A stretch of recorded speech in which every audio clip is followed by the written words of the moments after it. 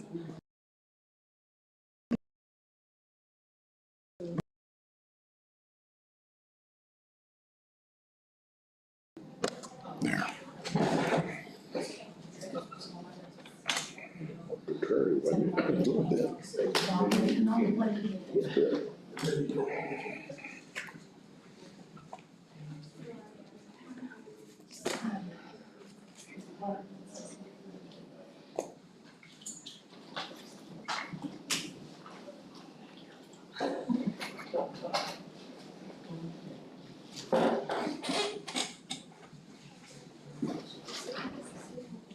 Everything good?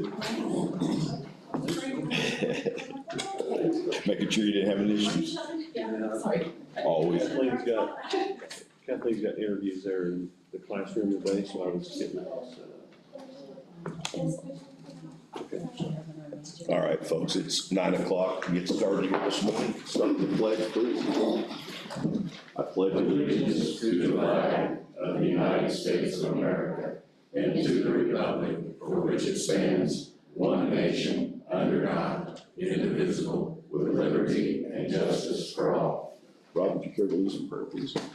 Father, we just thank you today, Father, for the opportunities we have to come before you. We ask for wisdom and insight concerning the dealings of this county. And we thank you, Father, that your hand is upon us and guiding us and lead us in all things. We ask for your blessings, Lord, and everything we do in Jesus' name. Amen. Amen. Thank you, Rob. Good morning, everyone. Start with the approval of minutes for May 1st, 2023. Has everybody had a chance to go over those? Yes. Do I hear a motion to approve the minutes? I'll make a motion to approve the minutes. I have a motion by Bob. Do I hear a second? Second. Seconded by Joel. All in favor? Aye. In the matter of payroll, we have $248,100.74. Do I hear a motion to approve? Make a motion to approve payroll. You have a motion by Bob. Do I hear a second? Second. Seconded by Joel. All in favor? Aye.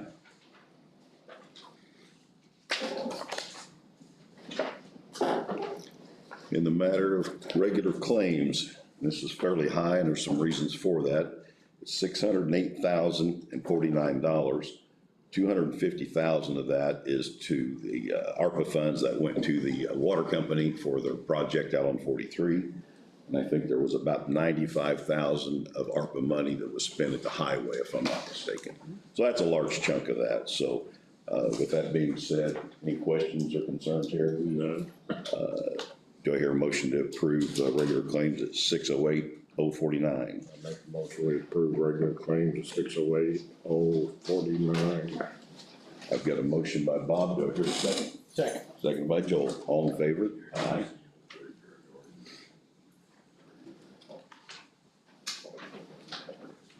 And out of cycle claims, 106,991 and 81 cents. We have Toshiba, COVID immunizations, West Bend Insurance, DNR timber sales. That went to the fire departments around the county.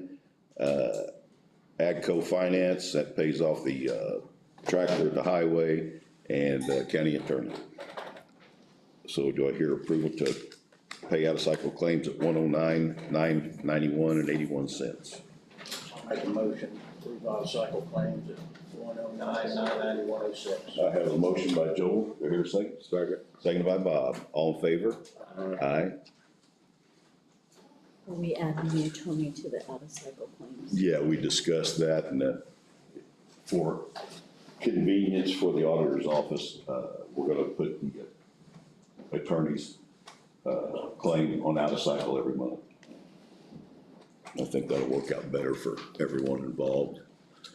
You're all right with that, aren't you? So just let it goes on the last day, we can get it processed. And what happened to meet the commissioners meeting timelines? I would still go ahead and do those claims like I told you before ahead of time, and just give you the whole stack for each month.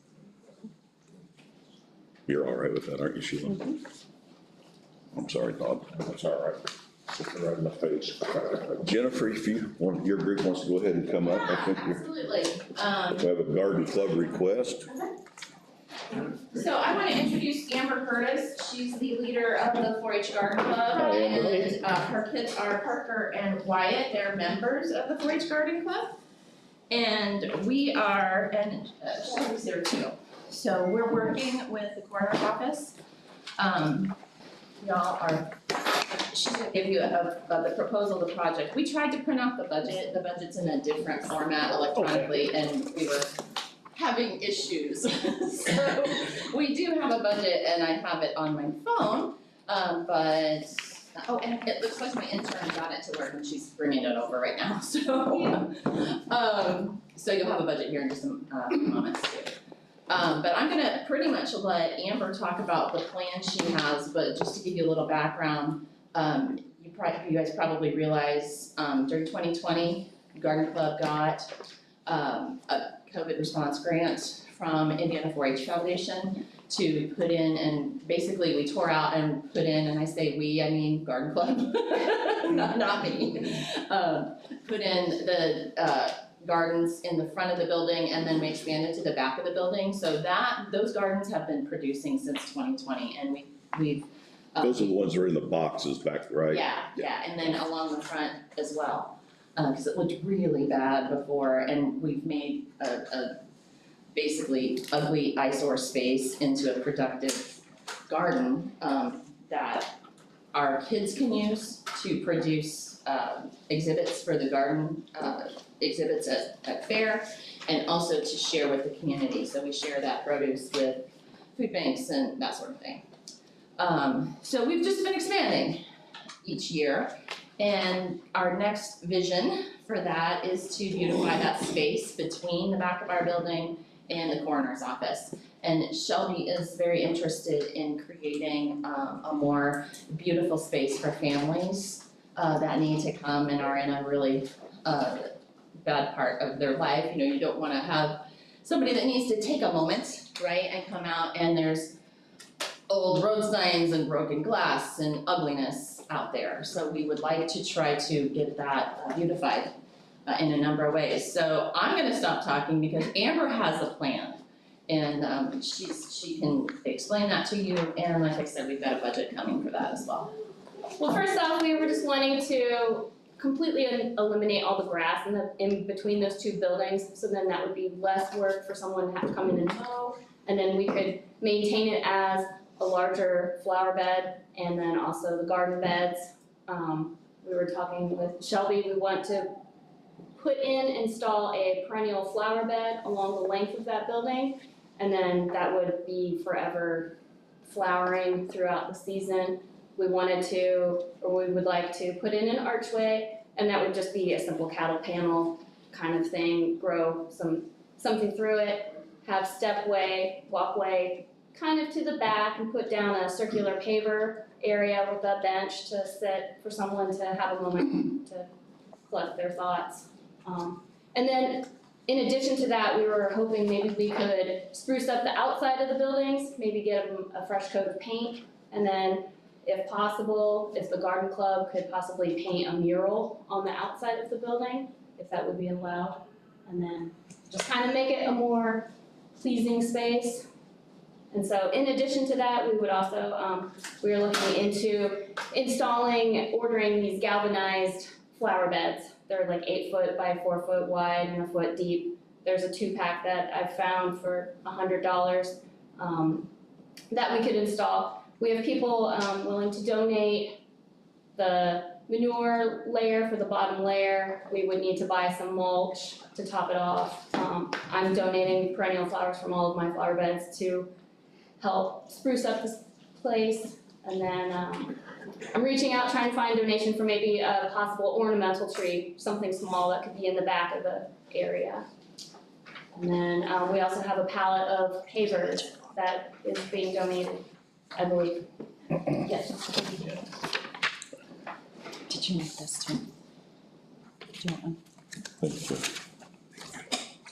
Any questions? I'm all for it. Okay. Absolutely. That area is atrocious down there, has been ever since we moved in there. Luckily, we've been able to get the office out of there and have moved that over into the old health building so that we do have a actual coroner's office now. Gentlemen, Wonderful, great idea, I support it wholeheartedly. I would like to, if we are going to do any building painting and decorating of the extension office, we need to do something with the lean-to, off to the, I believe it'd be the south side of the building. Raggedy metal poles and an overhang roof. We need to decorate that up, sharpen that up. It doesn't look real attractive, doesn't look too terribly effective. I think most of this right now you're talking about is behind the extension office and the coroner's office. Correct. We can deal with that, Joe, but we can have our maintenance guy, we've got. Right, but you're talking about painting the extension office as a whole as well, is that correct, or just the Well, I back mean, half? at least the walls face each other between Okay. the corner and the The extension. backside. And Yes. Okay, if we have extra, the wall on the alleyway is Yes. awful. Right, It's rather No, I- mildewed and we Yeah. could put. I agree wholeheartedly. go ahead, Lynn. What about the utilities between the two buildings? We took a look at the utilities in their location, we're gonna have that confirmed, but what we intend to do is completely no-till method, there's not gonna be any eruption of the ground at all, we're gonna be, putting down a layer of tarping and cardboard and just build it up. So we won't be blocking any utilities, we'll make sure that they're accessible, but nothing that's going on behind that building is gonna affect. Well, I'm just saying, if Yeah. there's a problem there, Right. you don't have to dig it up, don't want something we're gonna tear up or, you know.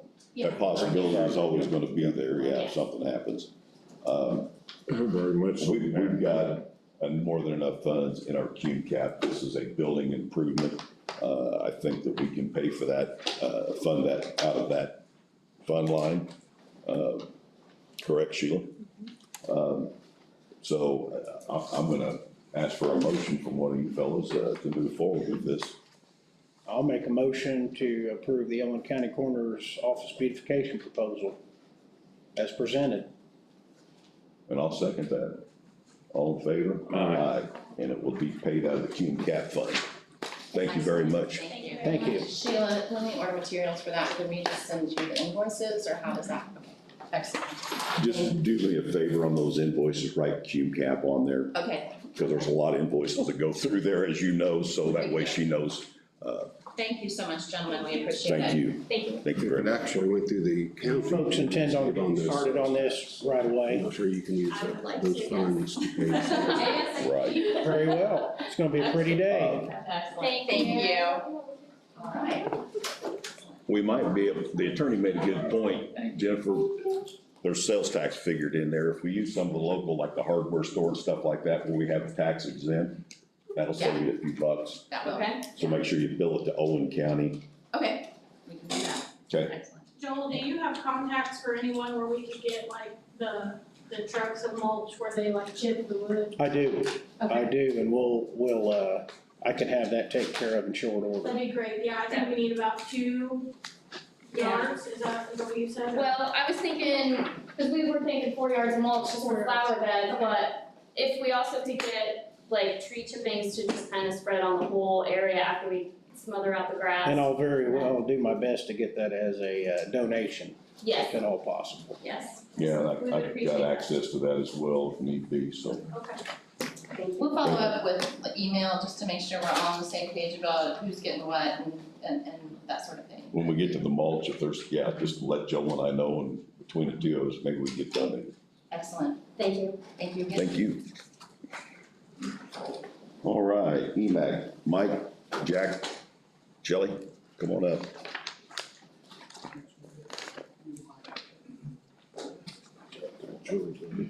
Gentlemen, I'm gonna, since you addressed us a letter, I'm gonna address you this morning with some information. And appreciate you being here. Mike, as you know, the commissioners have to approve payroll. Sure. Timesheets. Sure. So how this all came about was there was an hour and a half comp time on a timesheet back in February. None of us knew what it was, so I called Jack and asked him, I said, what is this for? And he said, there was an emergency out of Patricksburg. And I said, what emergency? Wasn't aware of an emergency. So told me that the power was out. So that's how this all evolved. Okay. There's not a problem with Jack or EMA. I cannot sign off on a pay sheet by State Board of Account standards unless I know what's going on. No, we can't either. Yeah, so that's how this issue came about. So as we were down there talking with Jack about moving and such as that, I told him we'd get together and discuss this. As things went on, his schedule didn't work, my schedule didn't work. He sent an email on March 1st. I pulled it back up yesterday. I responded to him as in, continue doing business, proceed as we have been. Yeah. And that's where it was left. And that's where it needs to stay. Nothing's changed. Good. Good. Very good. So I just want to address that. It's that simple. Okay. No problem here. I know, we've been active as a Emergency Management Advisory Council, which you're on the roster, you know, we got. And I've attended one meeting through Zoom. It's difficult to get to all these things. Yeah, and sometimes things like that slip through the crack and misinterpreted or whatever. Right. That we need to make sure we're clear. And the reason it was a concern, Mike, and you can understand this, when there's an emergency either in town of Spencer or in the county, we need to know about that. I agree. Because what happens is we get those phone calls from concerned citizens through social media or whatever and want us to tell them what's going on. Yeah. We have no idea. We have several departments that are really good about communicating. This one just kind of fell through the cracks. So that's where we're at with it. Well, I know we work directly with Jack as well with our council, and we want to make sure that we're addressing all the emergencies that we possibly can for the community, because I know parents would be very upset if the kids were there and somebody didn't call and they needed lights in the hallways. Right. Safety, and I think that's where our conversation came. Well, and again, you know, I just felt that it was a school issue at the time. I talked to Joel, none of the schools have generators. Most of them, you know, usually have the dark out lights. Security, When yeah. the power goes off, Yeah. the exit signs and that, but I don't know if they have any side lighting. Right. Or. And there was a comment about couldn't turn the school buses around. All those buses have radios in them. Yeah. So there could have been some communication there, hold the kids on the bus, there's lights in the bus. So didn't know anything that had went on. Right. Had no idea. Didn't know how it was all put together or all how it come about. So, sure, there were some questions and concerns. I'm gonna let the attorney jump in here a little bit. He's got some questions. Seems like there's a big question on who the EMA director reports to. And the statute, which you cited as well, but it's Indiana Code 10-14-3-17. And in D, it lists things that the County Emergency Management Advisory Council shall do. And one is to exercise general supervision and control over the emergency management and disaster program of the county. And two, select or cause to be selected with the approval of the county executive, a county emergency management and disaster director who A, has direct responsibility for the organization, administration, and operation of the emergency management program in the county, and B, is responsible to the chairman of the County Emergency Management Advisory Council. EMAC, in their letter, interprets this to mean that the director is under the supervision of the advisory council and that his job duties, scope of employment, and prioritization of work is under its supervision and that of the chairman specifically. This is an incorrect reading of the law. The statute clearly shows that the county executives, the commissioners, must approve the advisory council's candidate, and that candidate becomes a employee of the county. And as the director of a county department, like the other county departments, he's reportable to the commissioners and under the direct supervision of the commissioners. The job description, if you look at that, states in the personal work relationships that the incumbent reports directly to the county commissioners. what the difference here is that he's a county employee, so he must follow the employee policies that are set out. He's reportable to the council, as Commissioner Burton had said. He asked about the extra comp time that was on the timesheet. So he's accountable for those things to the county.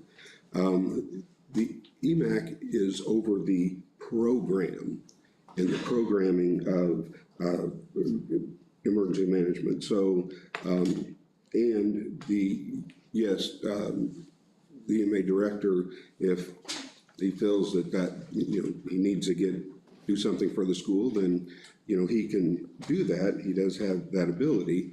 It doesn't mean that there's not other views on whether that was the right choice or not, but regardless, he does have the authority to act when there's an emergency and use his discretion of what needs to be done. But when you use discretion, it doesn't mean you can't be held accountable for it later.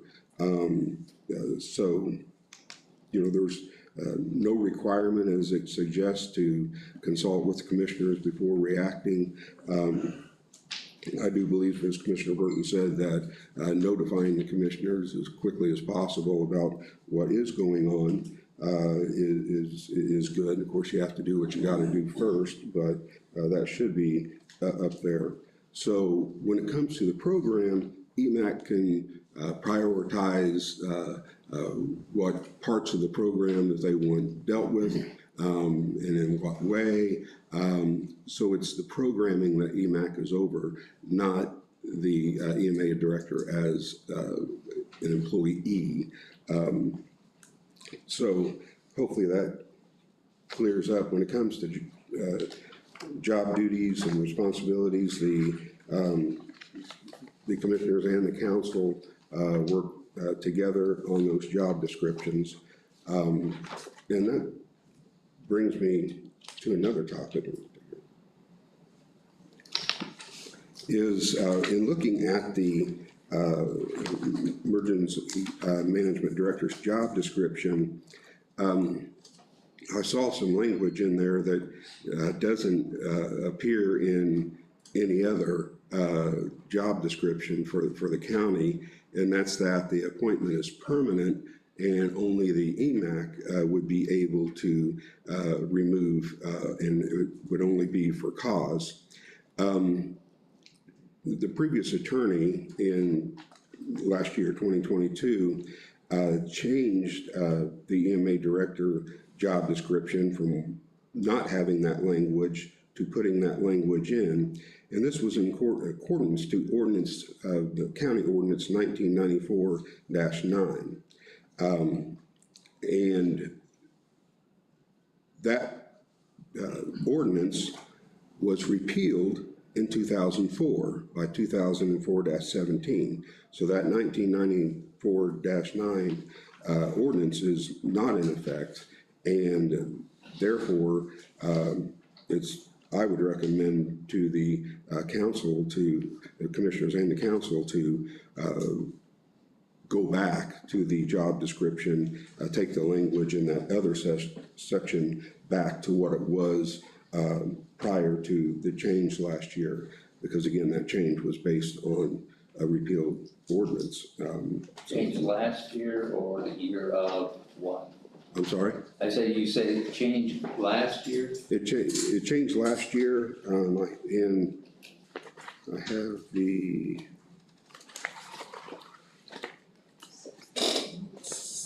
council meeting, it was approved 5-0. It, I assume, went through the commissioners first. It did not. But that was on June 13th, June 13th of 22. Is when that was approved, according to the notes that were given me. The language that was in the other section prior to this non-conforming change was that the director position is an appointed position of the county commissioners on the recommendation of the EMA board. Specific job duties and job requirements are established at the discretion of the county commissioners. A person appointed to the director position serves at the pleasure of the county commissioners and may be terminated by the county commissioners at any time. Again, there's no other job descriptions that have permanency clause. And that takes away authority of the commissioners. And so, again, I would recommend to the commissioners that they approve to take the other section of the job description back to what it was prior to its change last June.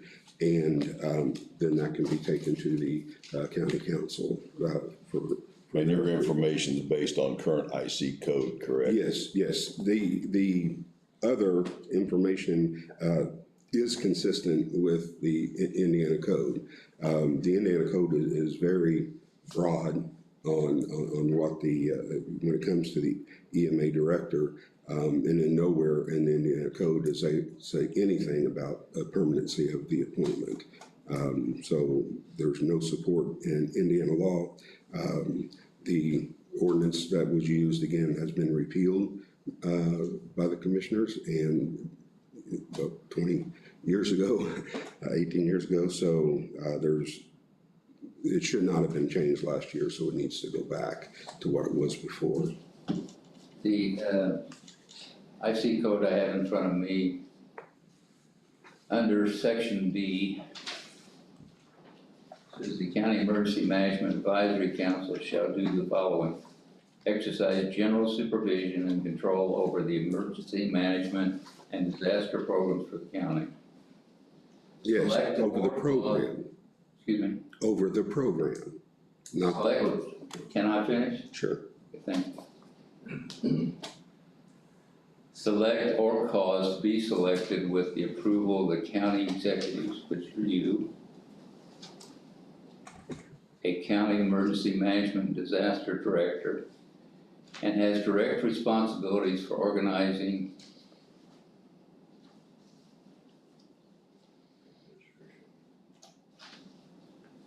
administration and operate, I lost my place in the sheet, sorry. Administration and operation of the emergency management program in the county, so that's the overall program. And is responsible to the chairman of the County Emergency Management Advisory Council. Yes, he is responsible. He's responsible to the chairman for his decisions in the preparation for when a disaster hits, what is done and what's done afterwards. It's those actions as they relate to the program is what he is responsible to the EMAC for. When it comes to employment issues, those are county issues. So that is only really, you can be responsible for somebody, to somebody without them being your direct supervisor. There's a very much a difference in that. So he's responsible to the chairman for his actions as the EMA. He's not responsible as the EMAC's employee. The county pays for this position, not EMAC. No, the overall Indiana program has an EMAC for each county, right? Yeah. Okay. And that's what they're clarifying here, how the EMAC operates within the county. And that's our interpretation of it. Okay. Like I said, he's responsible as it relates to the program. That says the responsibility of the program is EMAC, and he's responsible as it relates to the program to the chairman of EMAC. Mm-hmm. But that does not mean the same thing as employment issues. That's No, we totally understand different. the employment issue is the county.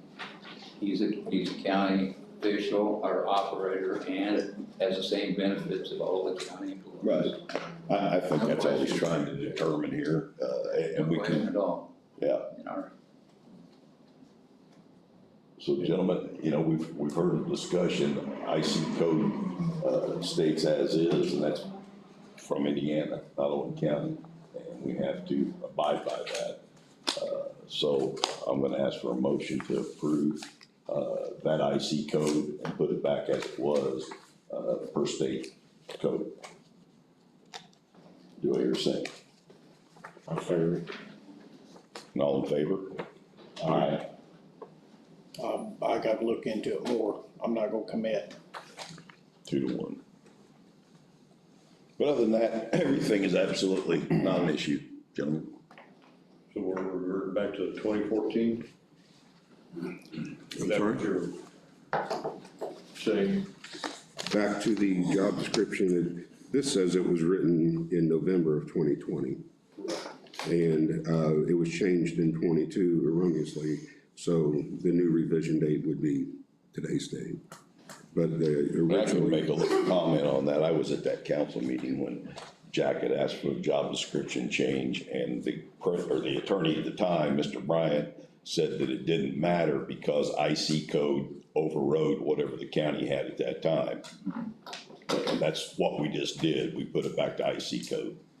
And I'd like to say, until currently, I was shortly Director White's liaison, and I'm currently not. Until I see this in black and white, I can't take it under any consideration. It doesn't appear to me among the group currently speaking, and no offense to anybody, that anybody knows what's going on, or what code, or what ordinance to follow. We really need to get this in black and white.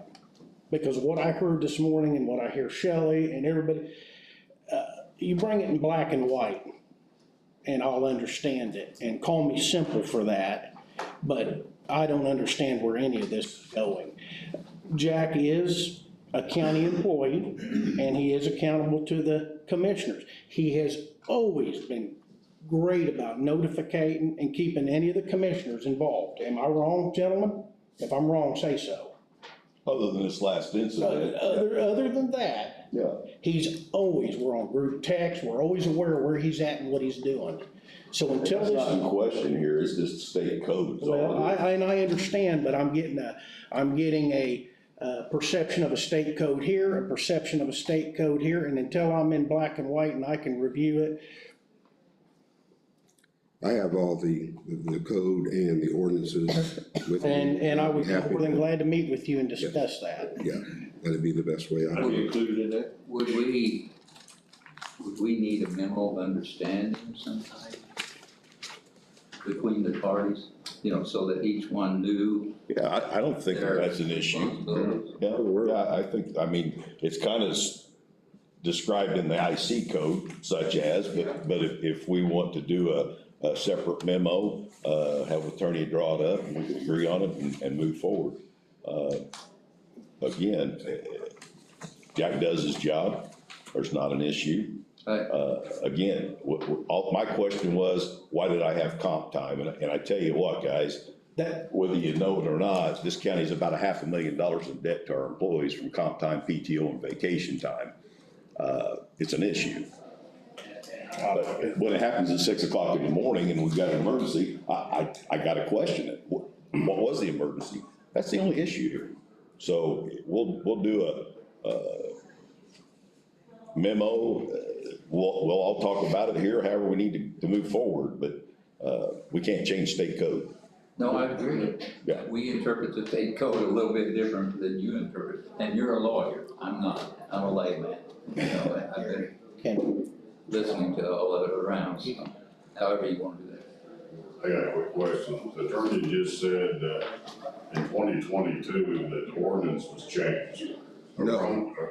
In 2004, Yes. it repealed the 94 ordinance. Then what happened last year in 2022? Jim Bryan, and it actually states in the other section of the job description, states that pursuant to ordinance 1994, this is the job description, or this part of the job description, the permanency clause. So that shouldn't have been put in last year because 1994 ordinance had been repealed. But my question to you, nothing yet. Jim, he's not here, but it was put in last year. How did it get passed? If it was put in, how did it get passed? It went to the council, it never came to the commissioners. And I believe that the difficulty with Owen County's ordinances is that they were only codified recently, and they're very difficult to go back and find out what happened when. And so, Mr. Bryan, I would assume, did not know of the 2004 ordinance, or he would not have done that if he had known. But he was just not aware. It's like I'm talking with the auditor about getting all those ordinances that have been passed since the last codification, so that I can get them to American Legal so that we can bring everything up to date. Because otherwise you have to look at the code as it's been codified for Owen County. Then you have to go through every ordinance since then to determine what's really going on. So it's difficult, and so I think it was an honest mistake of the previous attorney. He found an ordinance was brought to him and it looked good. He didn't know to look 10 years later. I had asked the auditor for any ordinances related to EMA, and the 2004 ordinance was one of those that she gave me. All right, gentlemen, we'll get with you and see if we can come up with a memo that's satisfactory. If that's how you wanna approach it, you know. You brought that up and we'll take a look at it. Sure. Yes, Yes. Sounds like there was a little bit of misinformation, exactly, yep, but you're on both sides. yep, exactly. And we're good and we're gonna move on. Okay. Thank you, gentlemen. Anything we can do to help let us know. Absolutely. Thank you both. If there's any openings for sitting in on it, let us know. Okay, yeah. Next up, we have the AECom contract for the landfill. And this is a renewal that we have. And Dana, I believe, has went through this with your approval. Yes. Sheila, you told me that the interest had went up on this. Is that correct? Yes. Yeah. Hopefully we don't have to use it. Right, and it's been pretty much every month, it's gone up some, we just keep getting the notices from them, but obviously unless we ever have to use it, it's not affecting. The amount of this contract has went down actually just a little bit. It's been 42,000 in previous years. It's down to 39,000. Anything less is always good. It looks like it just requires one signature. You guys all have a copy of it, correct? Yeah. Yep. And if I'm not mistaken, I've met with IDM at the landfill 2 or 3 different times, once with John and a couple of times when John wasn't able to make it. I think, and I don't want to be quoted on this, but I think that we have 9 years left of this landfill closure. It's been a 30-year process, folks. How long? 30 years. That is what the state requires. As long as we follow the rules and everything works out okay, hopefully in 9 years we can get this off our back. So anyway, with that being said, do I hear a motion to approve my signature on this contract? Make motion to approve your signature on the contract, Gary. Do I hear a second? Second. Second by Joel. All in favor? Aye.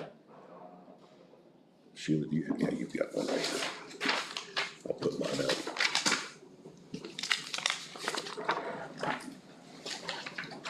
And with that, Greg, Rachel.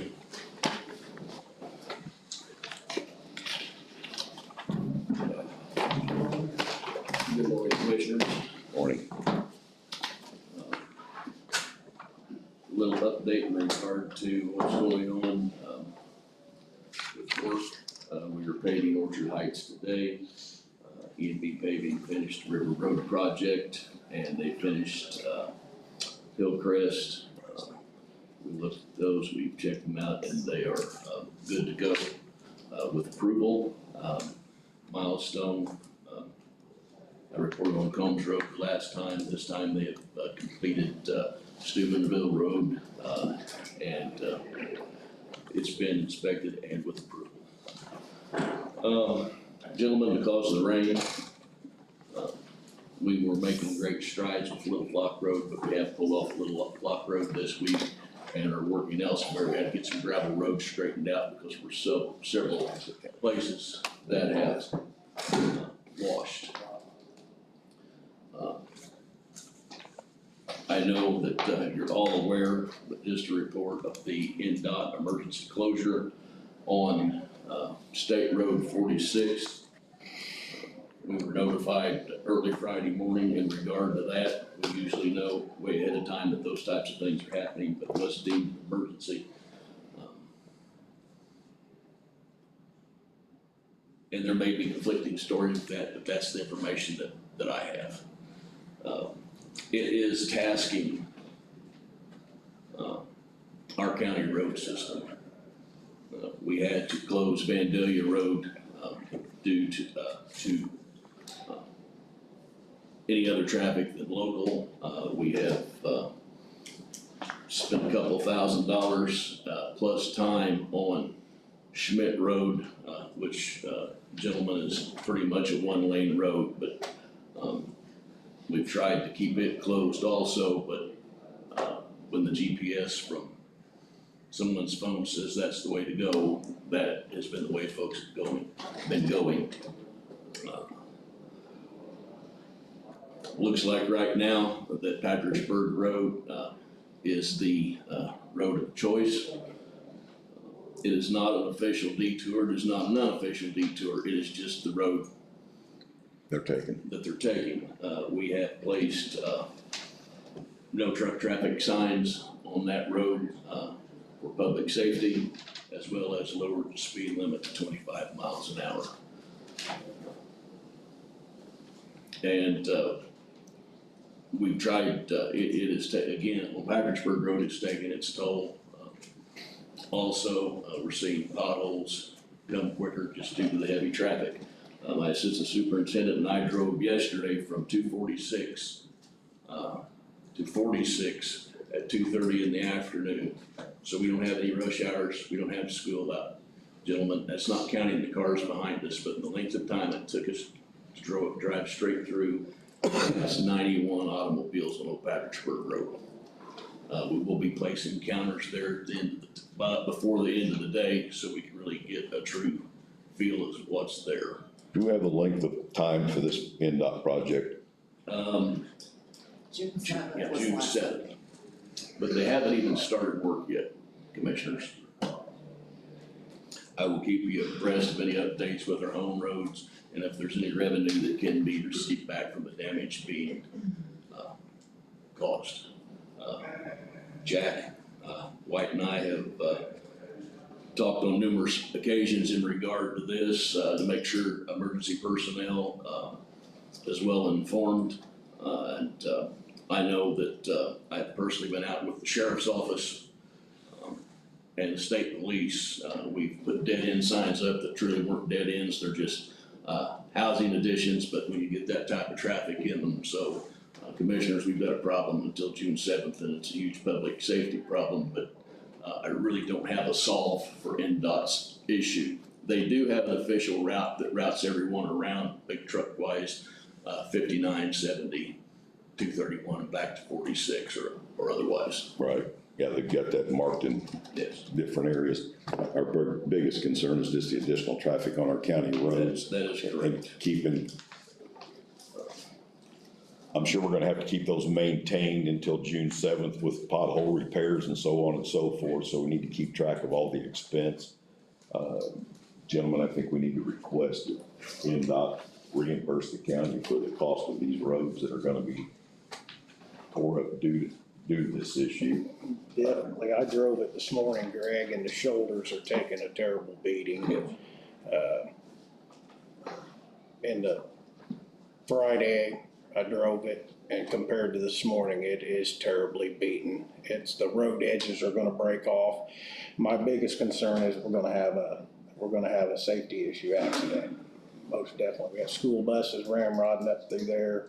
I did find a log truck on it, which in turn broke down and added to another large record being used, and Commissioners, I've done as the highway superintendent what I can do. If the commissioners and attorney have other suggestion, where I could go further, I will do that, for our public safety needs. Yeah, we'll need to talk about that. I'm not sure what else is available. You've only got the road you have. That is correct. So unless there's another route that has better roads that, where you could keep them off those, otherwise, we should ask NDOT to put cautionary signs out. That might help. If NDOT will put official detour, then maybe we could get our money refunded, so if you can try and get that officiated. Well, I work with NDOT on many projects like that, and again, commissioners, we've started that process, but it's something we usually do months and months ahead of time. Yeah, this kind of got up on us. Emergency anyway. Yeah. Well, we'll just keep track of our expenses and we'll go to bat. Hopefully we can get refunded on this.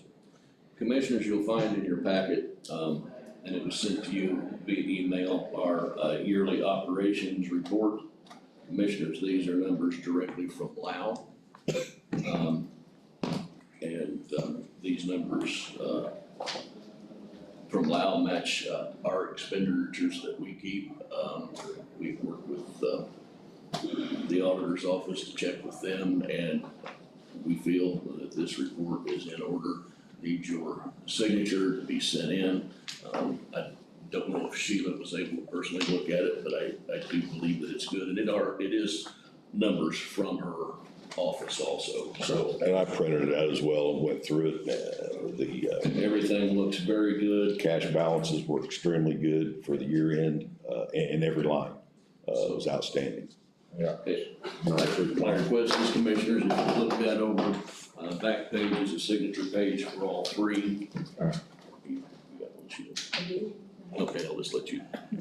If you would sign off so we could get this submitted. This will be submitted to both LTAP and State Board of Accounts. Gentlemen, ask for a motion to approve the annual operating budget for the Highway Department, Local Road and Street and Bridges. I'll make that motion. A motion by Bob, do I hear a second? Second. All in favor? Aye. I'll send that report, good report. Yeah, very good report. Commissioners, I've spoken to you all singly in regard to the Ramona Road project that had been awarded to Fender Excavating. There's become issues in the building a runaround to make that replacement. We had to come up with an alternate idea, and I have a release from Mr. Fender that indicates he understands and understands the project needs to be rebid.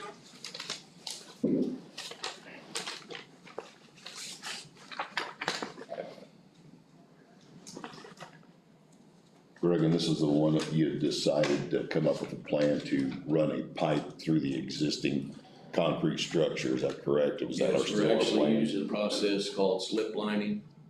It's used on interstate and state roads very often. This road is a dead-end road.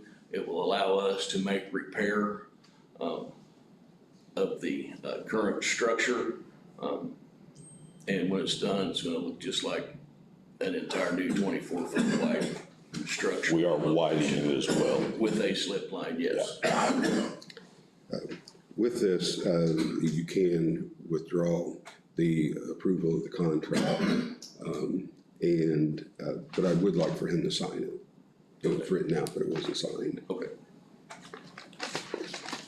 Well, with that withdrawal letter, do I hear a motion to agree to withdraw Terry Fender's from obligation to the contract, county's obligation to the contract for the Ramona Road repair? I'll make that motion to withdraw Fender Excavating's bid to repair Ramona Road. Do I hear a second? Second. We got a second by Bob, all in favor? Aye.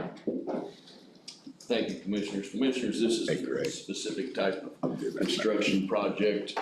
We asked that it be re-quoted with the information out in regard to the slip line that we want.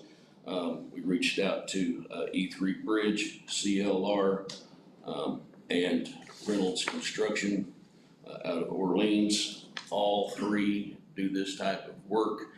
Reynolds Construction advised me they are not interested. But I have 2 quotes in regard to placing a slip line in that First one is Ramona Road E3 bridge.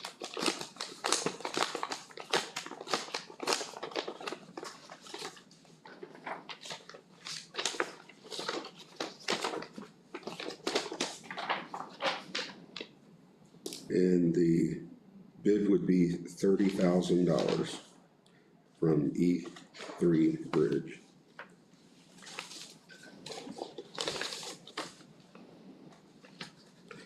The next is from CLR.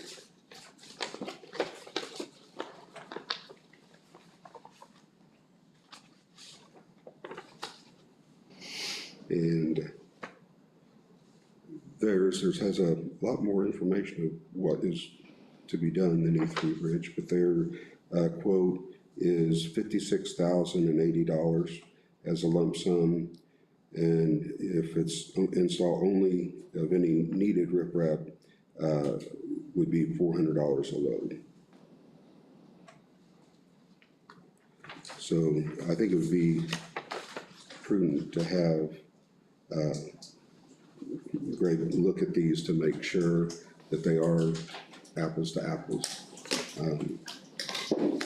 One's not very detailed at all, so we might want to get some other information unless you have it.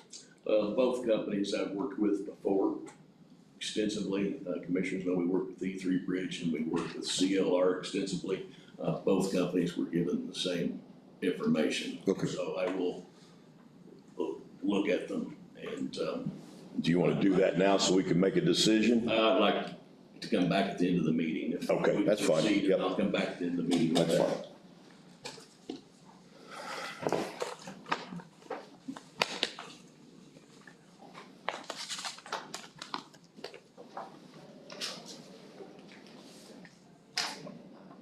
Okay, Commissioners, in regard to, our gov deal sales, the highway department had 2 items. They were, a roller and a desk, both of our items sold. We also listed for the maintenance department. The maintenance department had several items sell, but there's several that did not.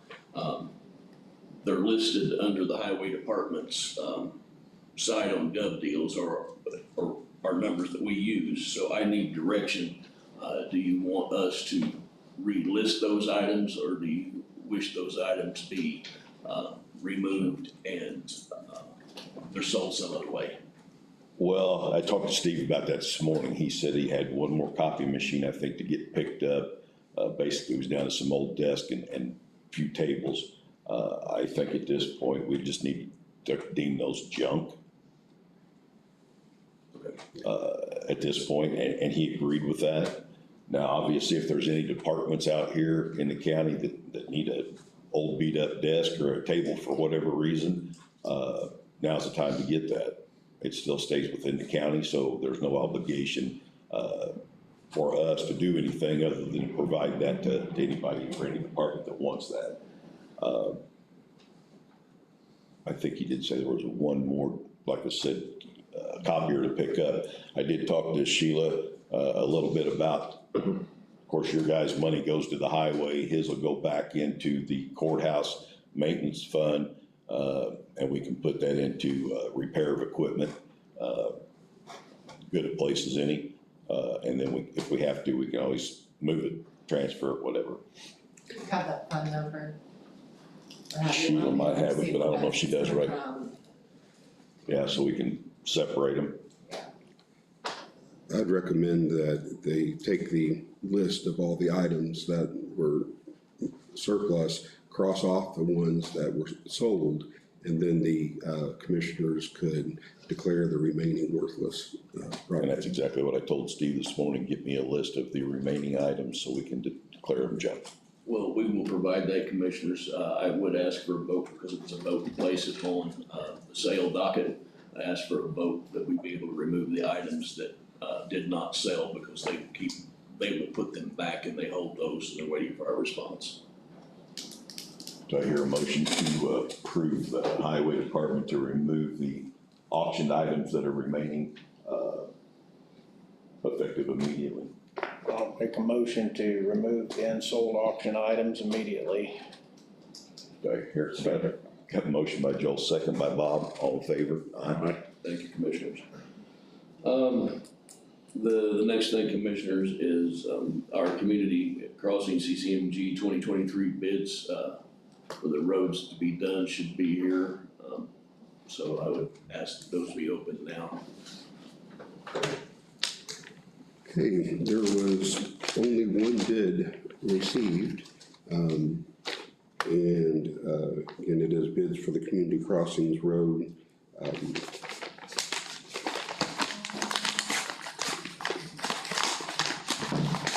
We'll see.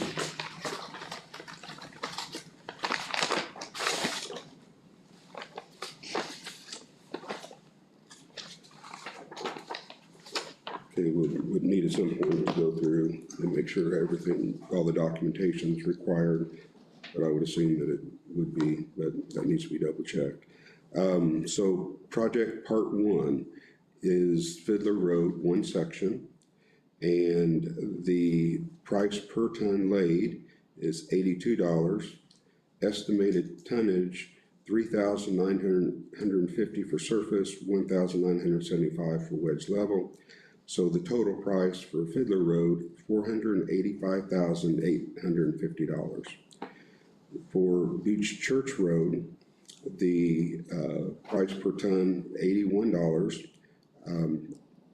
The estimated tonnage, 2,871 surface, 1,436 wedge level, for a total price of $348,867. And part three would be Johnson Road, and price per ton laid, $77.50. Estimated tonnage, 1,868 surface, 934 wedge and level, for a total price of $217,155. That brings the total bid amount, because these are bid as one project, just in three parts, the total bid amount, $1,051,872. And again, that is the sole bid. And who's that from? Milestone. I'm sorry. Who's that from? That's from Milestone, I'm sorry, I thought I said that. Yes, one bid from Milestone.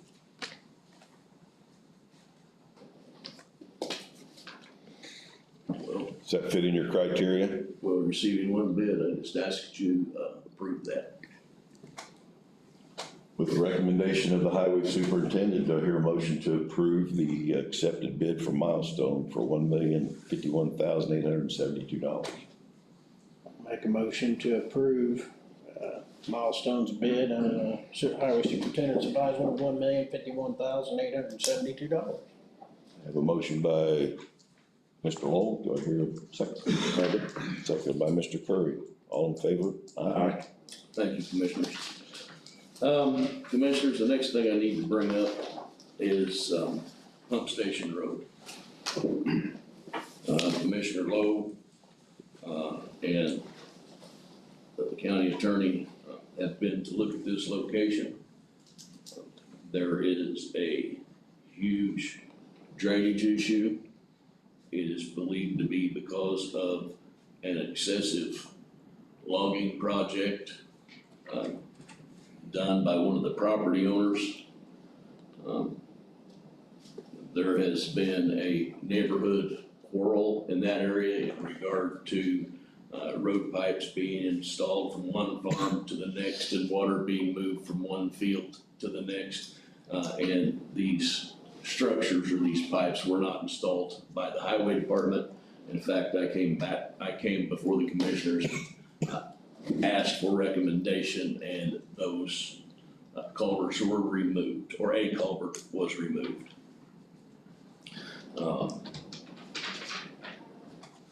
This area is very flat. In a 1/16 of a mile, commissioners, I could get a 1-inch fall on a ditch. Water stands on both sides stagnant, especially right now. I've worked with landowners there in the past. Sometimes they agree with what we do, sometimes they don't agree with what we do, but we've always had communication with each other. It has been discussed that this section of roadway be closed permanently. And I do not oppose that, commissioners, but I do need direction in regard to this issue, because I have people that have been able to pick up the phone and call the highway department, and we work through whatever it is, good or bad, and I need to know which way to go with this. So these folks believe that we have some sort of credibility instead of leaving them hang out here.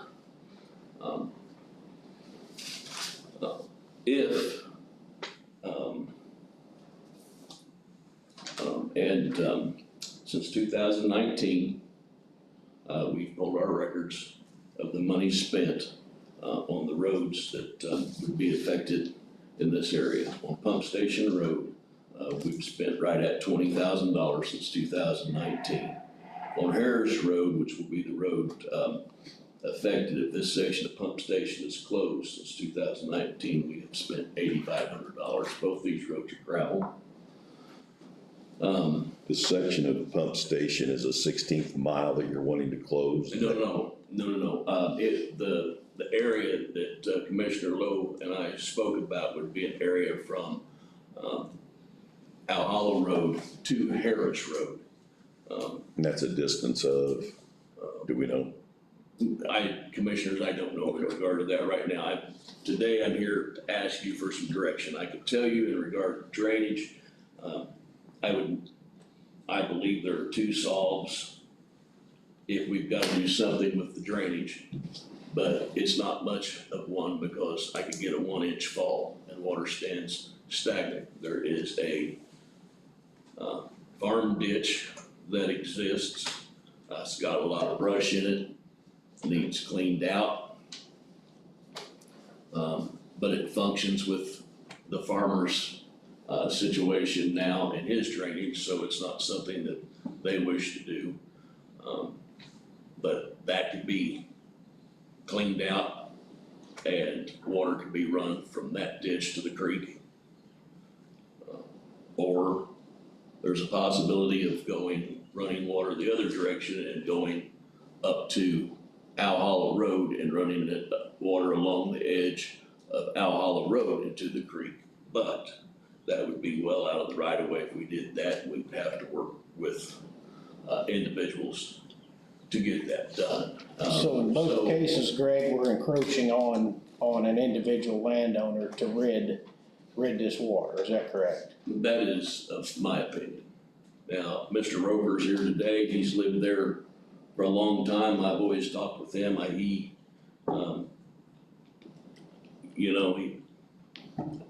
talked with him about ditching. I've talked with Mr. Williamson about ditching, Mr. Hosapple in the correspondence with the county attorney. So, commissioners, what I need from you is the direction to go, so I can be honest with these folks and say, this is our intent, and this is what we are or aren't going to do. Joel, it's your district. I'm gonna listen to your thoughts. We've talked about this a little bit. I do know the exact location of this. Been out there many times. It's a swamp area. Well, if I may, I'd like to ask Mr. Roker his opinion.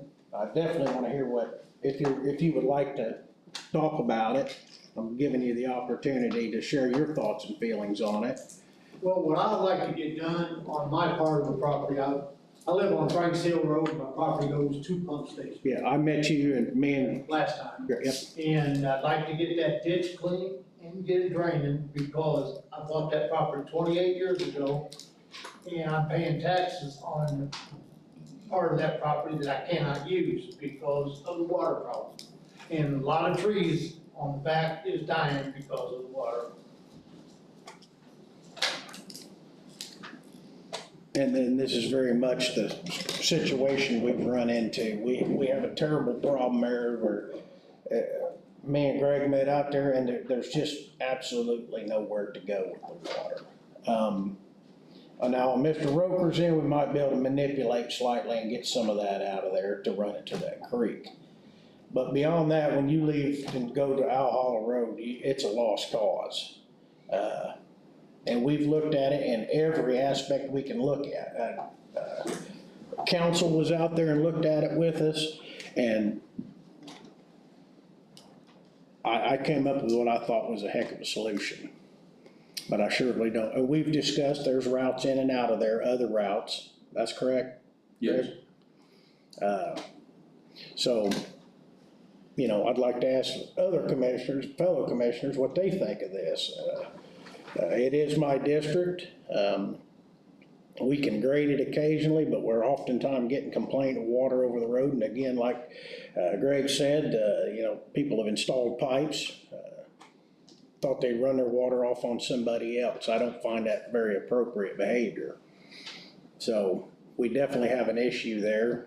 If we have to pursue it further before advising highway department is what to do, then we can all get together and do that again. But I just think we're just, at this point, we're out of solutions without encroaching on private landowners. And that's entirely up to them, and I fairly know how they feel about it. So that's where I lie with it. So ditching is not available in the county right away. It's outside of that area is where the problem is. There is water being held in the county right of way and beyond.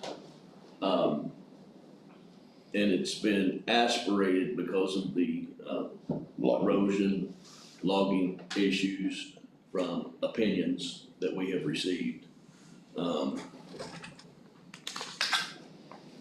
You know, my suggestion only in regard to that is to contact DNR and have them go out and inspect in regard to those logging issues, but that doesn't solve our problem. You know, I've been highway superintendent since 19, and prior to that, I operated a backhoe, and contrary to what anybody says, under direction of a former superintendent, I ditched that with a backhoe, and that would have had to have been somewhere in 18. So it fills back in rather quickly. It fills back in because the ground is mush. An inch of fall, an eighth of a mile will sediment in under one good rain. And you've lost your fall. Now, we do have a lot better tools today than we had in 18. Commission has allowed us to buy lasers, et cetera, so we get ditching correctly, but I feel like there's a huge problem there if I can only get an inch fall in the 16th of the mile. And then it's like, commissioners, I don't want to, just so you understand, it's like the roads I deal with in the Eel River flood basin, it's like the roads I deal with in the White River flood basin. River comes up, water comes in, runs one direction. That on a smaller scale, in my opinion, is what happens in this location. Water, you know, there's a couple of small tributaries and then a larger creek. Water comes up, backs up, runs one direction and then out, at least on Mr. Roker's property. On the other property, there is no way for that water to get away. But when you look at the work that's been done there in regard to excavation, you'll understand. But besides the logging, there's been a lot of excavation done there. On the legal side, Dana, where do we go from here? What's our options? I think that's important here too, Joel. Oh, absolutely. Make sure that we're going in the right direction. If redoing the drainage would encroach on others' property, you'd have to purchase additional right-of-way from them. Whether they'd give it to the county, I doubt.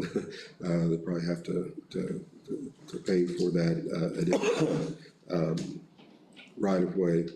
The county does have an obligation to maintain the roads, and this is on the road list. Again, you can't do much with water. It runs downhill. If there's no hill, it'll be stagnant. You know, if you tried to re-ditch and just make the fall yourself by the ditch deeper on one side, then you run the risk of having cars slide off, especially if it's a wet area anyway. If it gets icy, slide off and get down into a pretty deep culvert, that wouldn't be good. The county can close a road if it finds that closing the road is in the public and economic interest of the county, and that closing the road will not unreasonably interfere with the flow of traffic in the county. Under those conditions, the road can be closed. The practicality is not something I can comment on, whether you'd want to spend those, but that's the legal aspects of it. And knowing that it does flood, and knowing that temperatures can drop quickly and it can turn to ice, without any way to take care of that situation, I do believe that the county has potential liability, because they know that could happen and haven't done anything to address it. So something needs to be done. If you do close the road, the neighbors on each side could petition the county for vacating that property, and then it would become their road. They can work on it together as they please. So that's about it on the legal side. I can't tell you what a good practical solution is. It sounds like the best solution is to close this section of road from everything I've heard here. It relinquishes that to the farmers and landowners that encompass ground on either side of it. From a financial standpoint and just a logical standpoint, I mean, we all know how this works. Water has to go downhill. And again, I say, we've all been out there and looked at it, and there's nowhere to go with it. Yeah. So my thought pattern would be to vacate it and relinquish it back. What you would need to do would be to close it now. The vacation could only happen if the property owners ask for it to be vacated. And it has to be the property owners on both sides of the road. And again, do we know how long a section of road this is? We were from Owl Hollow back to the next road that goes up the hill to the right. And the reason I'm asking that, if we make this in a motion, we need to have that designated in the motion. And we may have to wait unless Commissioners, what I was asking today is for direction, and I understand what your direction is. I would ask that you allow me to have 2 weeks, to come back before you with descriptions, 2 weeks to have some public safety measures done to Harris Road. In some areas that I feel like traffic flow will change, and I need to make those. I check that recommendation. And I can have all that together to you by next meeting, Commissioners. Let's pursue that avenue. Thank you, Commissioners. Anything else? Okay, Commissioners, I have nothing else. I would like to come back before you after I've reviewed those.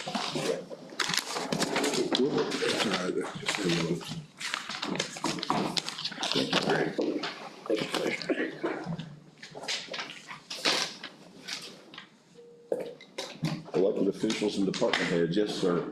But I got a question. Uh-huh. If you close Pump Station Road, and you're going up Harris Road towards Floydwell, that's a dangerous road go up that hill. Back into the back way toward.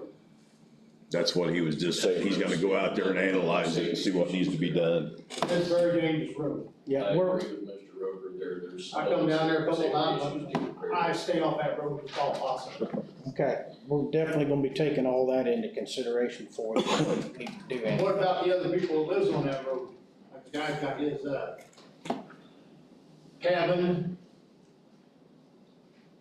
He put in 3 or 4 years ago. My son, I gave him 10 acres back there. He's right there at the end of the, Yeah, right there. well, we're talking about a distance, a particular distance, not the entire road in its entirety. Yeah, we're not gonna do the whole road.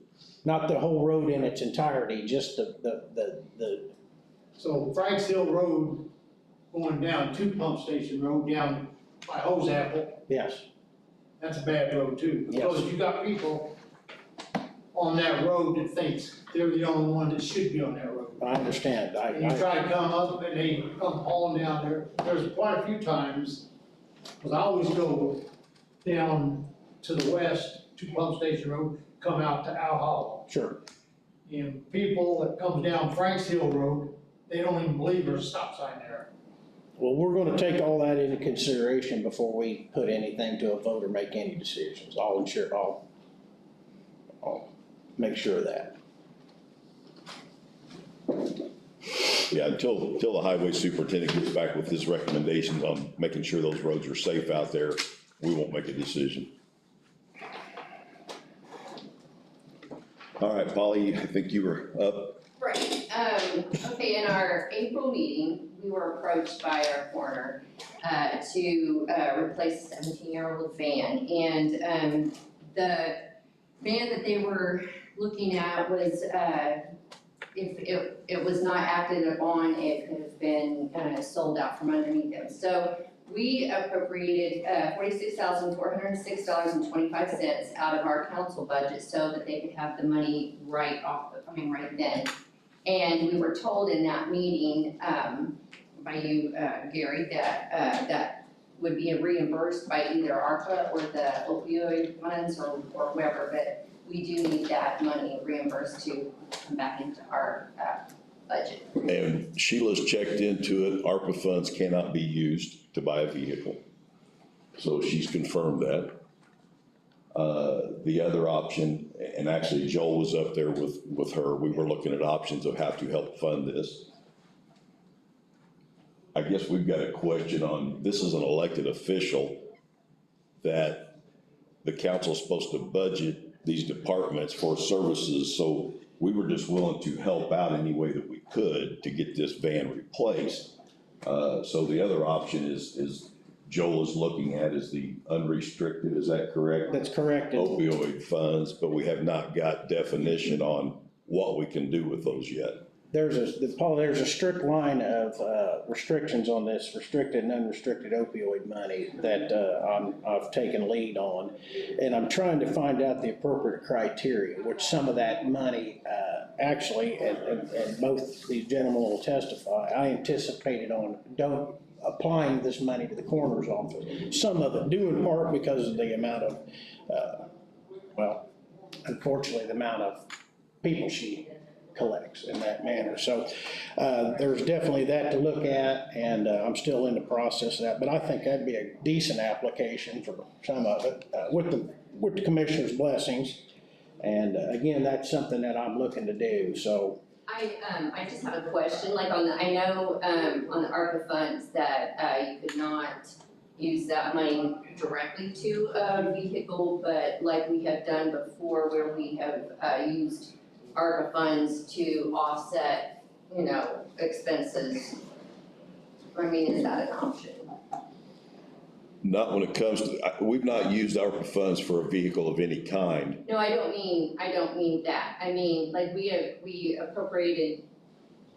Can we move $46,000 more from the county general fund to the ARPA? Like we were doing to get rid of that payroll clearing, deficit and things like that. Right. I guess that's possible, we'll have to look into it, that'll also have to go through Barnes and Thornburg if we do something like that, for their approval. They're And the we ones. don't, it's not, we don't care whether it's opioid or ARPA, that's just, we would just need. Do we not have funds in Lit Edit or Riverboat or something like that? I mean, this is an elected official, it's not a department that the commissioners oversee, it's no different than the sheriff or anybody else. We just need to, that was. I know we got all kinds of financial issues, and again, we're willing to help out, if we can figure out a combination. Well, it's not that's financial issue, that's something that was not budgeted in our budget. So, Right. It needs to be reimbursed, one way or the other. We'll take a look at it. I mean, we just put our heads together and see what we can certainly come up. That was our intent, was to look at the opioid funds anyway, so. Yeah, and actually, that's big on my plate right now, and so. I appreciate that. My intent was to, but I have to follow some guidelines for this money, so hopefully we can find a good fit somewhere there, Polly. All right, anyone else? Gary, out on that 46 highway. Now, you're not an elected official or a department head, what are you doing? I'll wait till the public. All right, we're gonna get you the public then. Just a ball head. Get the ball head back here. Go ahead, Sam. Out there, the state's got the highway closed down. On that day. Yeah, could they not leave the eastbound lane, could they not set up the live traffic? They said I don't that. know if Greg's checked into that, where they can run off light system. My understanding is, Sam, is that they are going to try to, I'm guessing, or my understanding is, do box culvert, where they can get one lane open and marry the again, it's, Superintendent Melton would be the best to talk about. This was supposed to be a 2-day closure, 3-day closure. It's looking like, obviously, until June, or, which isn't that far away, so. No, that's all. They told my brother out to school that they could not send school buses through there, Concern still with either lane. But you had to go clear around. The other lane. Yeah. Wow. And Sheila made a comment, there is some stability with the other lane, washing out, giving away. Yeah. So that's a concern as well, yeah. It's a culvert issue out there. Thank you. Yeah, I'm just waiting my turn. Auditor? Is there no more public? Yeah. Yeah, I got a couple of updates and a question. First of all, the FEMA declaration for the individual assistance, we all know that went through, that's in the works, trying to help people out individually that had things. The public assistance, which is where the municipalities would seek their reimbursement. We have done a preliminary meeting with IDHS and FEMA, 2 or 3 of them actually. I want to commend the local department heads, everybody, shook the trees and beat the bushes and come up with every expense that was related to the 331 tornado. And like I said, they've done a very good job, including the town of Spencer, of getting their costs in. And the county has a threshold, which is no problem. FEMA said they don't see a problem with that at all. The state has a threshold of $12 million. That is the issue. That's what's holding up this declaration. Holly Bryan with the IDHS is here today. I don't know if she can elaborate on this anymore. I'll turn it over to her in just a second, but those are kind of the challenges right now. We're fighting the PA. It's not local, it's state. The question I have, and you guys may have covered this, I've been a little busy since 3/31, haven't been to many or any meetings, but I presented a declaration need for the multi-hazard mitigation plan, and that's got a June deadline of it. I was just kind of wondering if we'd made any progress on that. The declaration for that multi-hazard mitigation plan. I emailed a template and I discussed it in a meeting, and I thought maybe you guys would take action on it. I wasn't here. I don't think so, Jack. Okay. I'm not familiar with that. Is that what you had mentioned in the email, that there was a form that you needed signed by Thursday of this week? Is that something else? Holly told me. Okay, because I remember that as No, well. that is not it. This was probably 6 or 8 weeks ago. I discussed that this plan needed an ordinance to get passed. And it needed a little bit of language that said that that we could make minor adjustments to it without coming back to the commissioners, just something very, very minor. And then we can move on and we can send it to FEMA and maybe get this thing completely put to bed and passed. Then I can go to the town of Spencer and the town of Gosport and completely get it done. This is every 5-year plan thing. We're in the final stages of it, but we need that ordinance as our next step to move forward. We'll get that on the agenda for the next meeting. Obviously, he's gonna have to find it and go through it, and then we can go from there, but, Will that be adequate? I mean, the next meeting's June 5. Yeah, I think it's gonna have to be, right? I mean, Well, I mean, if there's something, we have to do a special meeting to get If- it done. if that date's fine, then fine. If not, then we'll make it happen. Okay, I can check with, And Dana, Sure, within the guidelines. yeah. I'll double check on that. I'm sorry to put you on the spot, Holly. I know you're. I feel I feel the bus bumping over me. If you wanna talk about PA, Yeah. and then the IA letter that they're Yes. asking the commissioners to sign, I'll turn Yeah, it over sure. to you. Thank you. I'm Holly Bryan, I'm with IDHS, which is Homeland Security for Indiana. I'm what's considered a liaison. So I liaise between the state and EMA directors, so Jack. So to first go over PA, FEMA came in and did it's called a joint preliminary damage assessment. And they do that with every county that was affected. So I believe there was 11 counties in total that was submitting for PA. We don't have a total yet. FEMA has their total, and then what that does is that sets up there in Washington, DC, they go over the numbers and they come back to us. And then they say, okay, here's what we got. So as a county, if you guys are still doing anything for tornado-related activity, keep tracking those too, because it'll still run on until we get that actual signed PA from President's office. With the letter, that initially came from me and Mark Michael, who's our operations section chief up at IDHS.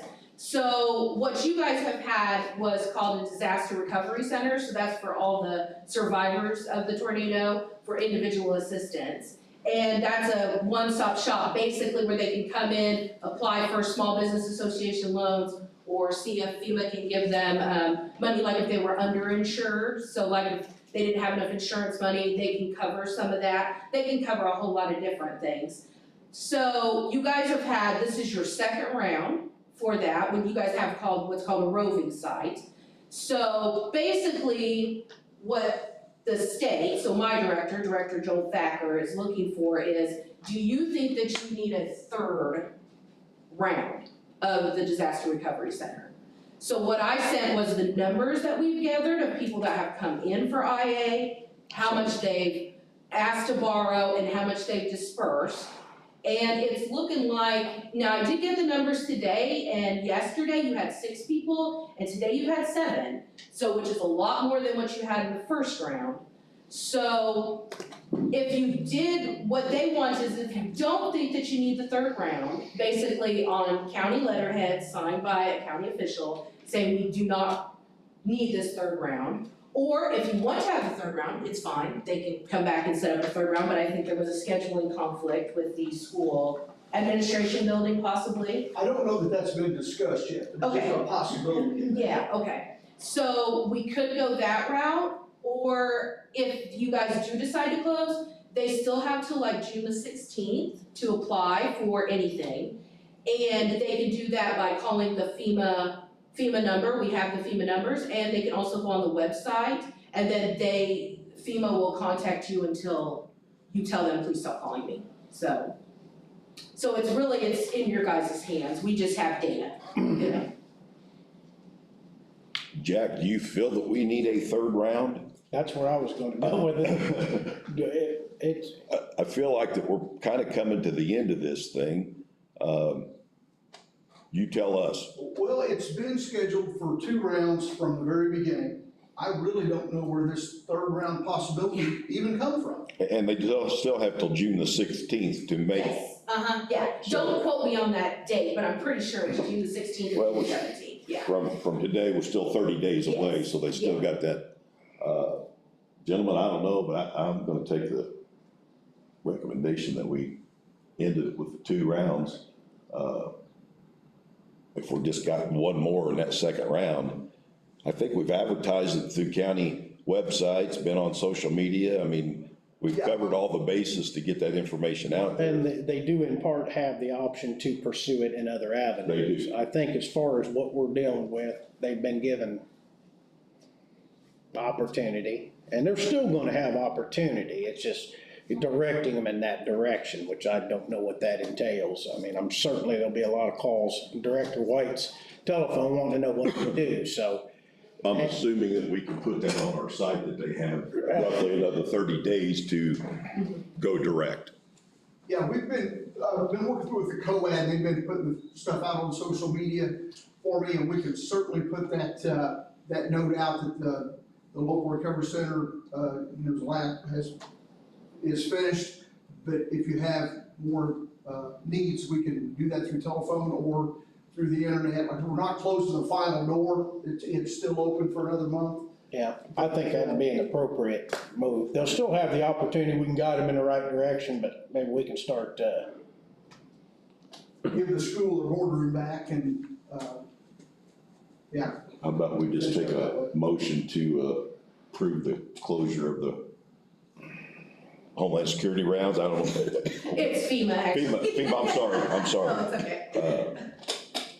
If I could add just one more thing. Sure. So most counties are not requesting the third round, like Lake County, Allen County.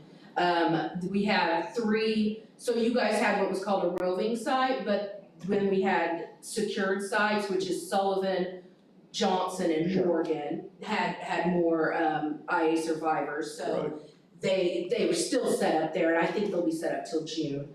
And I think, I mean, that's it, really. I mean, I think there's no other counties going for a third round, they're closing down, so. Yeah, I think the language would not accept the offer for the third round would be the appropriate language. Yeah, and FEMA does have press releases, so I can get those to Jack, and we've got, it's called the FEMA integration team. So we have a FEMA embedded, 2 of them actually in Indiana, and we were lucky, me and Jack were to have Jeremy, who's one of the FEMA fit people, so he's an Indiana resident and he works for FEMA. So we can work with him to get a press release, to the COAD, and so you guys can blast it on social media and things like that. So that's for a motion not to accept the third round from FEMA. I'll make that motion to not accept the third round of FEMA in Owen County. I have a motion by Joel, do I hear a second? Okay. Seconded by Bob, all in favor? Aye. Greg, you're back. Yes, Commissioners, I've looked at both of these quotes. Again, I've worked with both of these companies before. It is merely in the way that they write their quotes. Commissioners, I would ask that you accept D3 Bridge to do the work on Motor Road. That was an easy.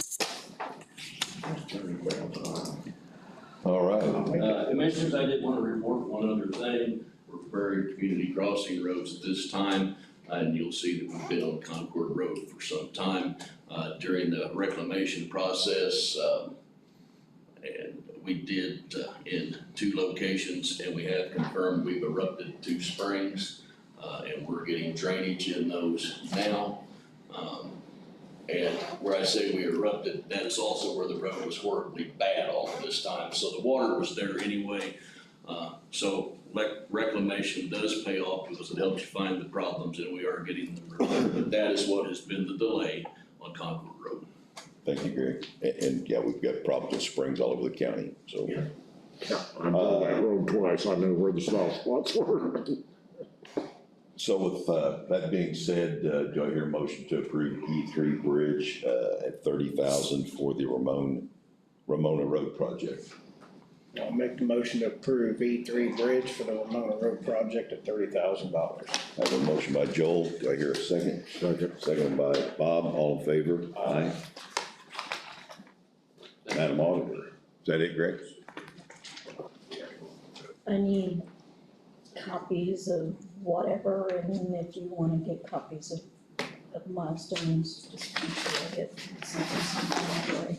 The only thing I have is Anna handed me a copy, an updated draft for Jack's job description that's dated today. Is this to go to the council? Yes. And do we need a motion other We than the already motion approved they that. made? Yeah, it's already been approved here, so now we take it straight to the Okay.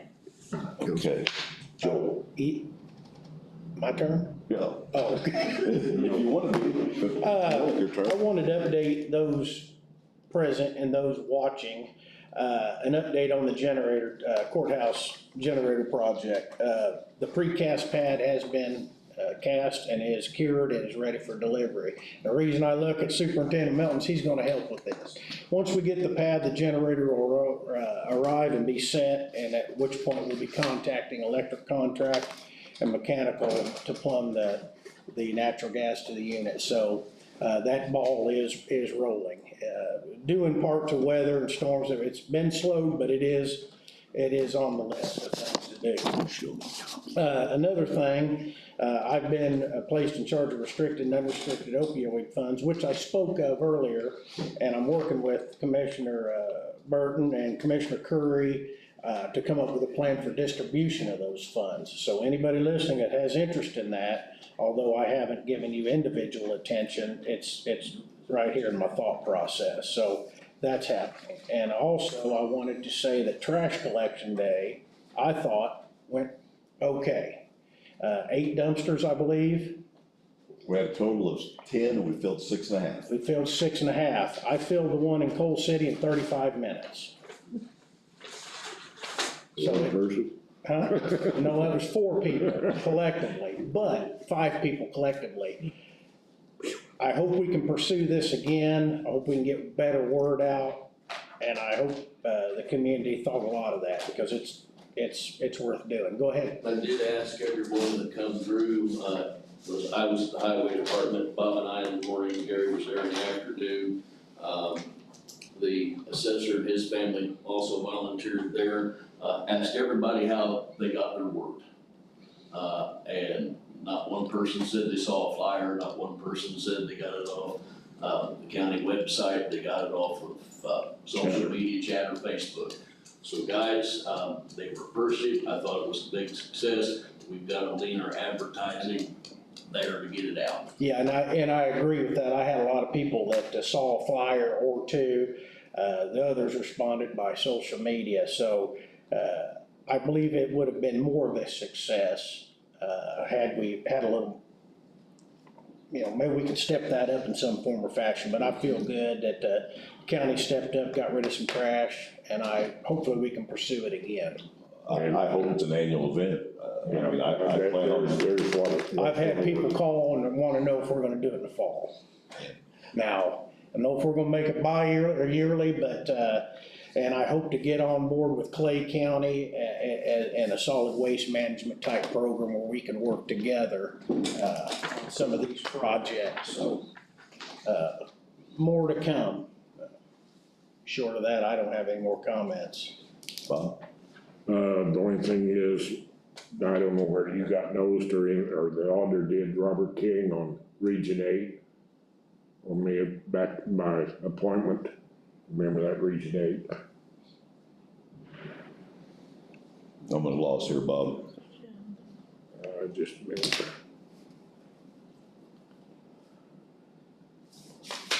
Yeah, I remember he contacted you sometime back about something, yeah. Yeah. And here the appointment until 2020, whatever it is, but if I'm not, whoever's, they can reappoint. Yeah, we appointed you to this position last year. Yep. Yeah, it's Region 8 for Economic Growth. Bob's a contact for that particular organization. I'll make a motion that Bob retain that position. He's just a contact for that particular organization, here in Owen County, so I'll make that motion. I make the motion, you second it. All in favor? Aye. I'll touch on Joel's a little bit here. For the first time out for the trash collection, I thought it was a huge success. That's 6.5 dumpsters of trash that's not gonna end up alongside the county road somewhere. And again, we appreciate the volunteers. Greg had some highway workers helping us. Like I said, the assessor and his boys helped out. There was a little bit of confusion with the QNOT Coal City containers because those were operated out of the Terre Haute district. The highway department, Freedom, was operated out of the Bloomington district. And when somebody's doing something for you for free, it's hard to tell them how to do their job. Yeah, they wouldn't bring me another dump. They wouldn't bring them another one. And I could have, Coal City could use another. Right, so next year we'll put 2 there and maybe pull one from the highway or something like that. But I was shocked at 9:30, a roll-off truck showed up to take a dumpster and we just got started 30 minutes before. We had one half full and had started on another one, and he hung around till 10:30, and his boss basically told him that he had to take that dumpster, and he assumed that it was gonna be full. Well, we're not Vigo County. That's what he was used to. So him and I had a little discussion. I said, hey, the one over at Coal City's full. So he took our half-empty one, went to Coal City and got that, come back about 2 o'clock and made a decision on his own that he was gonna take the one that was there, whether it was full or not, at 2 o'clock. By that time, I'd already left QNOT and went to the highway. And I'm not sure how he got the one from Coal City down the road. That full, huh? But he got it. So anyway, we'll work those issues out. John did a great job with Kenny DePass. He's been excellent working with the county. So I want to thank John, the health department, for the things that they did. And we definitely will do it again. I think it should be an annual event, first weekend in May. Joey, same question I had somebody ask about in the fall. I don't know if we can push our luck with Republic with free dumpsters 2 times a year. That's a pretty big expense for them. I guess we can always ask. We'll see what we can do. Yeah. Were we gonna talk? Yep, that's my next comment. Okay, I only see one bid here. Did you see? I got a couple of different things, Okay. guys. I've got, This pertains we had a couple of quotes for the EMA office down at the sheriff, next to the sheriff in the storage unit. We have one from Machango Construction and Carroll Construction. And there's a little deviation in both of these. We've got 2 quotes. Machango was $70,278, and that only included a 100 amp meter, service. Yeah, service, and we requested a 200. And Steve Carroll's Construction came to $56,024.46. The only thing it didn't include was the hookup of the water and sewer, included the running the lines, but not the hookup. So there's a few $100s there. But with that being said, we've got the money in cume cap. It's kind of a plan that we've had. Any discussion here, gentlemen? We talked about it, and since Jack's sitting here, the thought process is the office will be the same, the wash facility will be the same, the conference area will be relatively the same, a lot more storage, a lot more access. Yeah.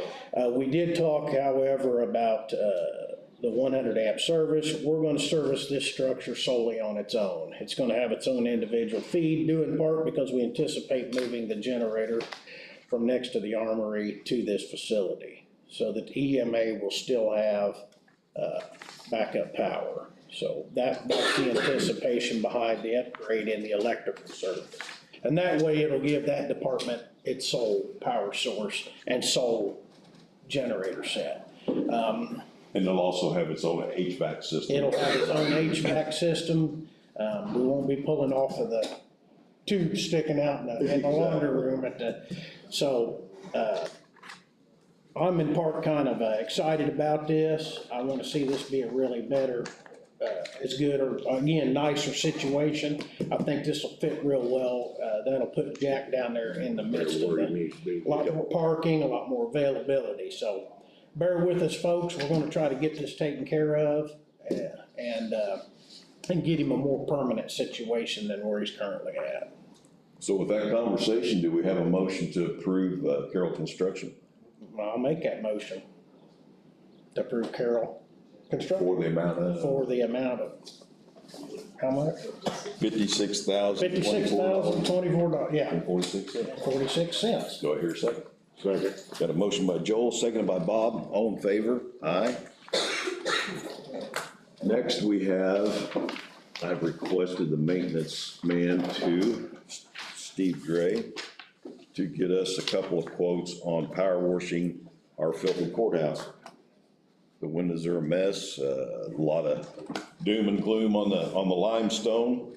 And he went to work on this for us. We've got 2 quotes.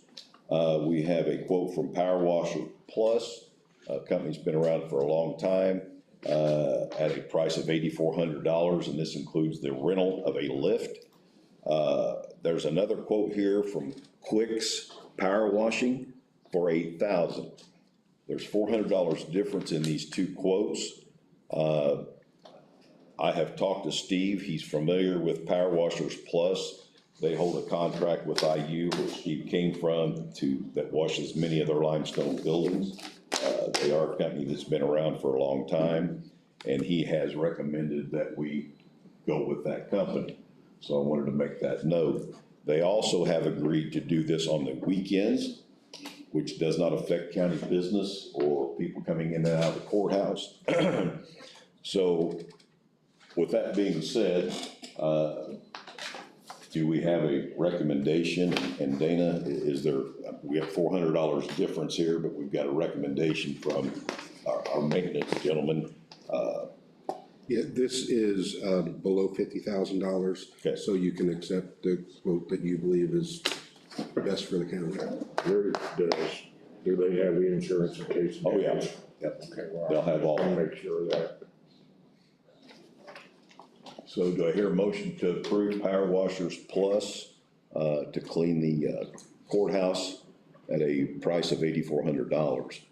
I'll make a motion we use Power Washer Plus to clean the courthouse for us. Do I hear a Second it. I've got a motion by Bob, seconded by Joel. All in favor, aye. Aye. Sheila, I would recommend, and I'll tell Steve this, that this be paid out of contract services out of the courthouse. And they're not gonna get close to the dome. No, it's all the limestone and the walls and such around it. Hopefully we can show a little bit of respect to our building. I think Commissioner Curry said that, but we should get a statement of their Insurance. make sure that. I'll make sure we get all those documents.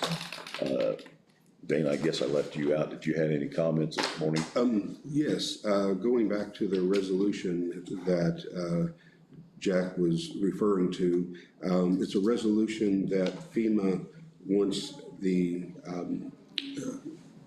organization, the county commissioners in this case, to adopt. They have specific wording that they want in it. So what I could do is state it, and if you approve it, then it can be drafted, cleanly and signed. Is that okay with you, Jack? I think that worked, yeah. Okay.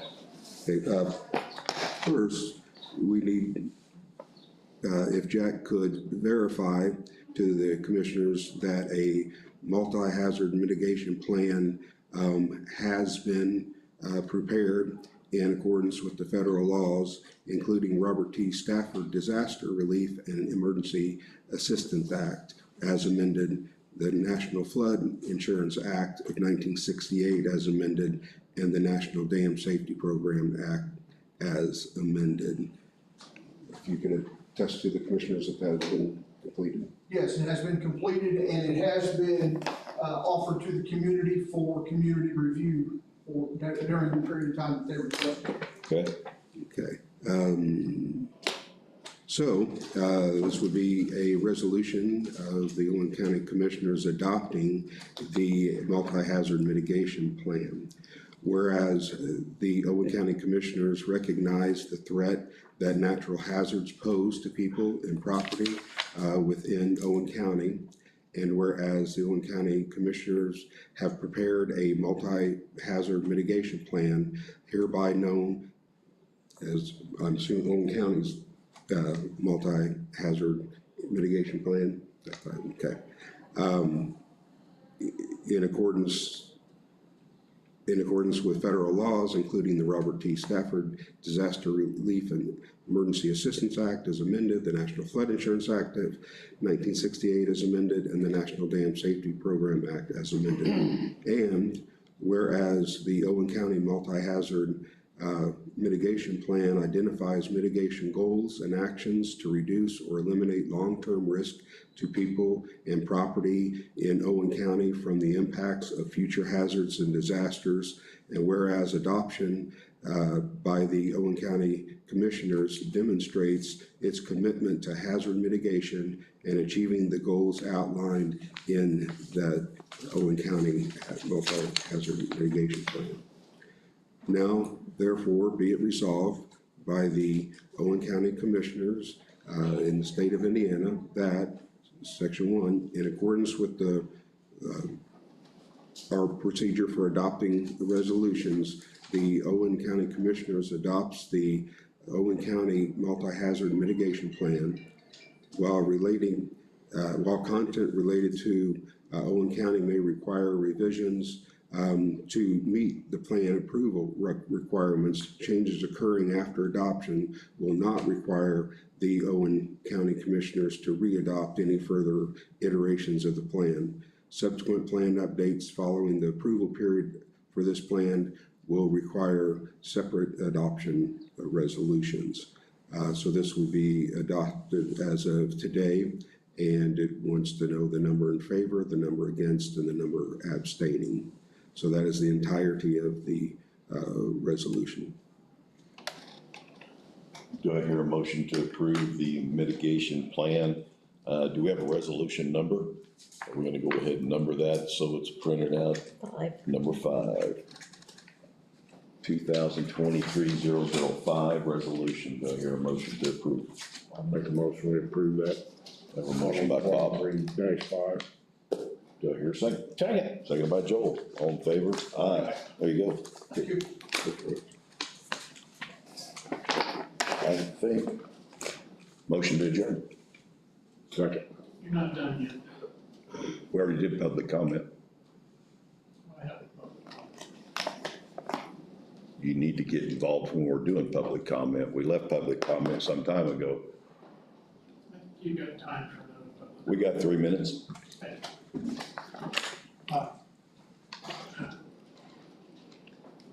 One of the problems in the past is the attorney responding as he's told to respond and a lack of independence. He put out a notice for an executive session and has refused to provide that. That needs to be provided. There never was an executive session ordered. He put out a notice on it. Now, whether you had an executive session, you shouldn't have. There wasn't one. Okay. But I want the notice. I did not put out a notice for an executive session. The last executive session we had was related to ongoing litigation, which has now been resolved. We spoke about it, and you said you couldn't comment on personnel matters. I never submitted a notice. There was never a notice made. You asked me about a personnel issue, and I told you I could not provide that information. I did not say that there was an executive. A personnel issue. I said I wanted a copy of your notice. I believe I know what you're referring to. You want a copy of an email that I sent under attorney-client privilege to the commissioners. You know you cannot have a copy of that. It did not establish an executive session. We disagree. And it's a. Well, I wrote it, so. And it deprives the public of true accounting of things, as long as the attorney is going to twist things as he's been told to twist them.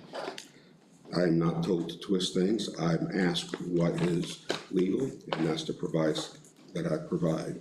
I have no opinion one way or another on which quote they accept or anything like that. That's up to them. Well, I'm making my point. My point is, I don't think you're independent. I don't think you're doing the public justice. Well, I disagree with you. That's a motion to adjourn. Second. All in favor? Aye. Hey, Jack, don't run off, I'm gonna give you a copy. Okay.